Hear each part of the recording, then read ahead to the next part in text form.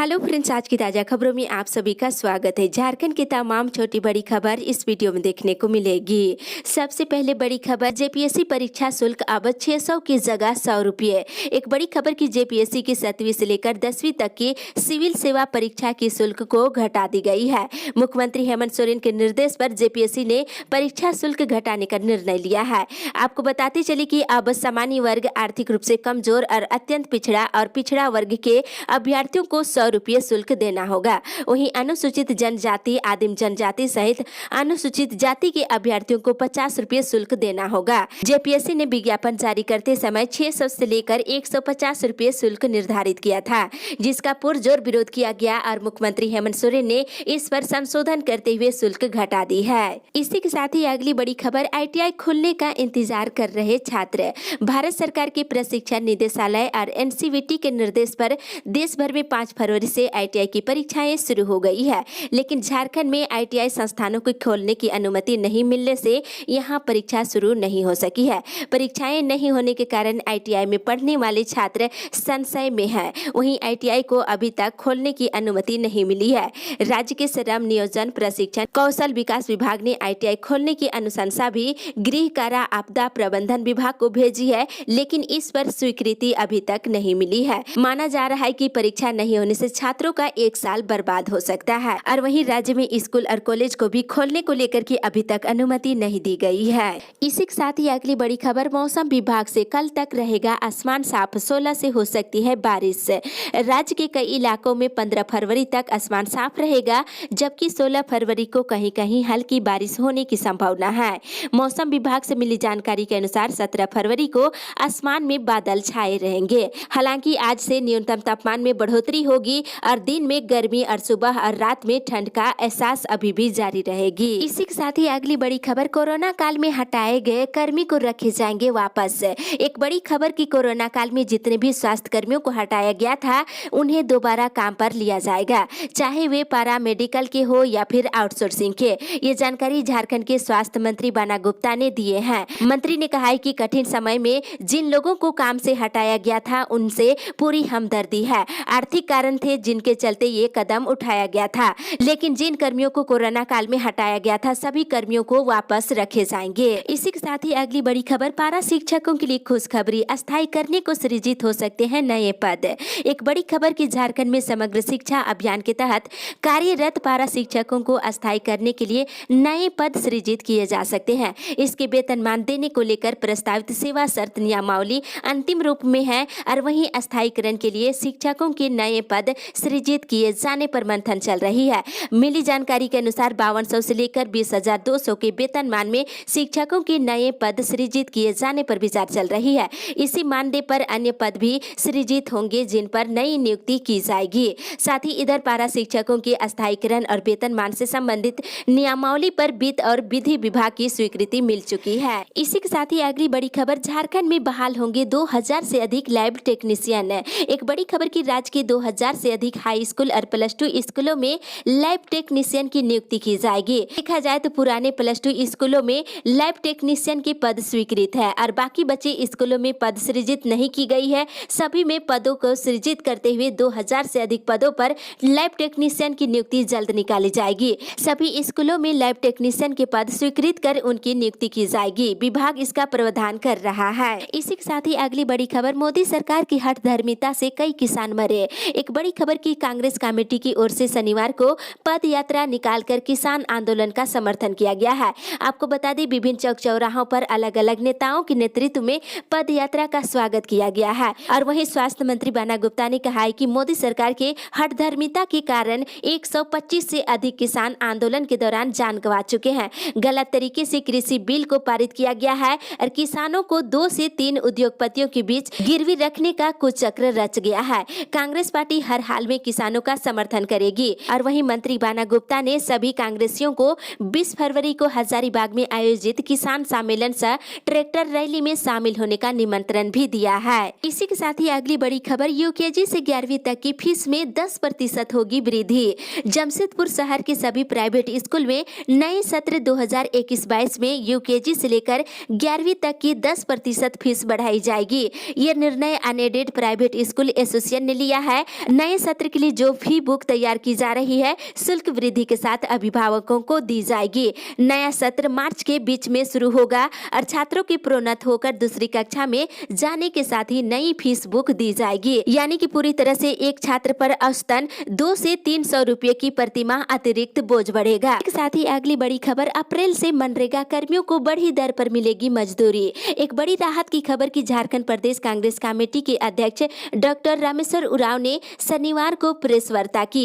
इस दौरान उन्होंने कहा है कि अप्रैल से राज्य के मनरेगा कर्मियों को बढ़ी हुई दर पर मजदूरी का भुगतान किया जाएगा। उन्होंने कहा है कि आगामी वित्तीय वर्ष के बजट में समाज के हर वर्ग के विकास को लेकर प्रावधान किए जाएंगे। अभी मनरेगा कर्मियों को प्रतिदिन 194 रुपए के हिसाब से मजदूरी का भुगतान की जाती है। इसे 300 रुपए किए जाने की संभावना है। साथ ही अगली बड़ी खबर, राज्य भर में बनाया जाएगा श्रमिक मित्र। एक राहत भरी खबर की इधर हजारीबाग जिला में झारखंड एकता संघ के बैनर तले झारखंड प्रवासी मजदूर जागरूकता सम्मेलन सम्मान समारोह का आयोजन किया गया और कार्यक्रम के दौरान श्रम मंत्री सत्यानंद भोक्ता ने राज्य सरकार की ओर से चलाई जा रही विभिन्न योजनाओं की जानकारी मजदूरों को दी है। और साथ ही इस कार्यक्रम का मुख्य उद्देश्य मृतक प्रवासी मजदूरों के परिवार वालों को सहायता राशि देना था और साथ ही साथ कोरोना संक्रमण के दौरान उत्कृष्ट कार्य करने वाले को सम्मानित भी किया जाना था। वहीं बता दें, अभी तक राज्य में देखा जाए तो तकरीबन 7 लाख से अधिक मजदूर जो है बाहर जाकर काम करते हैं। वहीं आपको बता दें, पलायन सबसे ज्यादा गिरिडीह जिले से देखने को मिल रही है। 1,75,000 मजदूर गिरिडीह जिले से बाहर काम करते हैं। ऐसे में अब झारखंड सरकार आने वाले समय में प्रत्येक जिला में कौशल विकास केंद्र खोलने जा रही है, जहां दिव्यांग जनों को अलग से प्रशिक्षण दिया जाएगा। सिर्फ प्रशिक्षण ही नहीं, जो कंपनी इन्हें प्रशिक्षण देगी उन्हें रोजगार भी मुहैया कराने की जिम्मेदारी होगी। साथ ही आने वाले दिनों में झारखंड सरकार राज्य के सभी पंचायत में श्रमिक मित्र भी बनाने जा रही है। इसी के साथ ही अगली बड़ी खबर, 3 मिनट में अकाउंट हो जाएगा रिचार्ज। 15 फरवरी से सभी टोल पर फास्टैग अनिवार्य हो जाएगा। नई व्यवस्था के साथ ही सभी टोल के कैश लेन देन बंद हो जाएगी। फास्टैग को रिचार्ज करने में आ रही दिक्कतों को दूर कर लिया गया है। अगर किसी वाहन का फास्टैग अकाउंट रिचार्ज नहीं हो पाती है तो वाहन चालक टोल पर इसे रिचार्ज करा पाएंगे। वहीं रिचार्ज 3 मिनट में होने की बात कही जा रही है। बाकी हकीकत नई व्यवस्था शुरू होने पर सामने आएगी और हाईवे टोल पर 15 फरवरी से सभी टोल पर फास्टैग अनिवार्य होने जा रही है। 2 दिन के बाद ये व्यवस्था लागू हो जाएगी। इसी के साथ ही अगली बड़ी खबर, 606 सरकारी भवनों पर लगेंगे सोलर रूफटॉप। एक राहत भरी खबर की सरकारी दफ्तरों की 606 इमारतों पर जल्द ही सोलर रूफटॉप संयंत्र लगाए जाएंगे। मंत्री परिषद की बैठक में जेरेडा की इस प्रस्ताव पर मुहर लग गई है। जेरेडा ने सरकारी इमारतों पर सोलर रूफटॉप लगाने के लिए निविदा प्रक्रिया शुरू कर दी है। इन भवनों पर सोलर रूफटॉप लगाने से करीब 7 मेगावाट सौर ऊर्जा उत्पादन हो सकेगा। ये स्कीम पहले 1400 सरकारी भवनों पर सोलर रूफटॉप लगाने से संबंधित है। इस योजना के तहत पहले चरण में 794 सरकारी भवनों पर सोलर रूफटॉप संयंत्र लगाए जा चुके हैं। अगले चरण में 606 सरकारी इमारतों पर सोलर रूफटॉप लगाए जाने को लेकर मंजूरी मिल गई है। इसी के साथ ही अगली बड़ी खबर, पुरानी पेंशन बहाल करने की मांग को लेकर निकाला रैली। शनिवार को national movement for old pension scheme के बैनर तले शिक्षक और विभिन्न विभागों के कर्मियों ने अलग अलग प्रखंड मुख्यालयों में बाकायदा रैली निकालकर शांतिपूर्ण मार्च करते हुए प्रखंड कार्यालय पहुंचे और 2004 के बाद से लागू नए पेंशन स्कीम को हटाकर ओल्ड पेंशन को लागू करने की मांग की है। और जमकर नारेबाजी करते हुए कर्मचारियों ने वीडियो के माध्यम से मुख्यमंत्री के समक्ष ज्ञापन भेजकर पुरानी पेंशन बहाल करने की मांग किए हैं। इसी के साथ ही अगली बड़ी खबर, कुडू से यूपी सीमा तक चकाचक होगा NH 75। मुख्यमंत्री हेमंत सोरेन ने झारखंड में NH 75 के जर्जर हो चुके 180 किलोमीटर हिस्से के नवीनीकरण कार्य से जुड़े प्रस्ताव को मंजूरी दे दी है। इस सड़क का मरम्मत की जाएगी। इस हाईवे से प्रतिदिन हजारों वाहन रांची से चंदवा लातेहार होते हुए मेदिनीनगर गढ़वा के रास्ते उत्तर प्रदेश बनारस पहुंचते हैं। काफी दिनों से इस हाईवे का कुडू से चंदवा लातेहार डाल्टनगंज गढ़वा नगर उटारी होते हुए यूपी तक की सीमा क्षतिग्रस्त हो गई है। राहगीरों को काफी परेशानी हो रही है। मिली शिकायतों के बाद मुख्यमंत्री हेमंत सोरेन ने जल्द इसे पूरा करने का निर्देश दिया है। इसी के साथ ही अगली बड़ी खबर, पलामू में झारखंड कृषि ऋण माफी योजना शुरू।